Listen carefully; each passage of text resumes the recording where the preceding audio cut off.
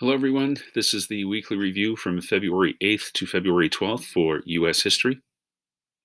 We shifted from the Roaring Twenties, and we're wrapping up that unit and began doing some of the preliminary work on our next unit on the Great Depression. We had a writing prompt on the last section of the summative. We worked on it and reviewed this last section where you had to compare and contrast and or describe causes and effects in relation to major events, turning points, important people, enduring themes, and their implications. So you had to choose one of the skills, either compare and contrast or causes and effects, and one of the topics, whether that be events, turning points, people, etc., and use that skill to work with one of those topics. Some students continue working on the first formative assessment.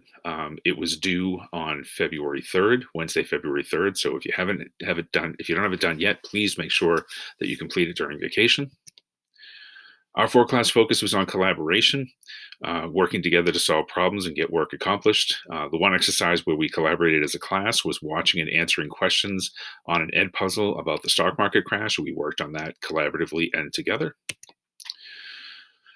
The summative assessment was assigned. We continued working on that, where you had to explain the significance of at least one enduring theme, explain the details of at least two significant events, evaluate the impact of at least one important person, explain how elements of the era suggested implications for the future, and as mentioned earlier with the previous writing prompts, you had to compare and contrast and or describe causes and effects in relation to major events, turning points, etc.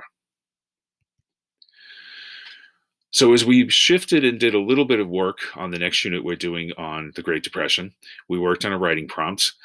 We read and examined letters that were written to the Roosevelts from people who were suffering hardships due to the Great Depression. We talked about the fact that these letters were primary sources because they came from people who were actually living through the history at the time that it occurred. We had one more writing prompt that asked students to unpack the language of the next indicator we'll be working on. That indicator was to explain that history includes the study of the past based on the examination of a variety of primary and secondary sources, and to explain how history can help one better understand and make informed decisions about the present and future.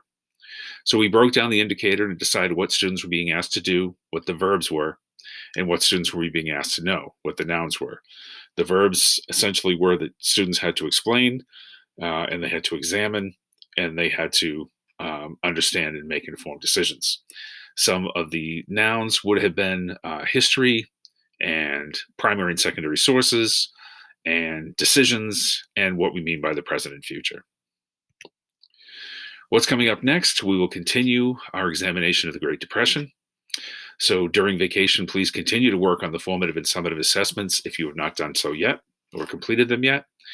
And we'll be working on continuing to analyze primary and secondary sources from that time period, the Great Depression. That's it for now. Enjoy your vacation. Email me if you have any questions, and take care.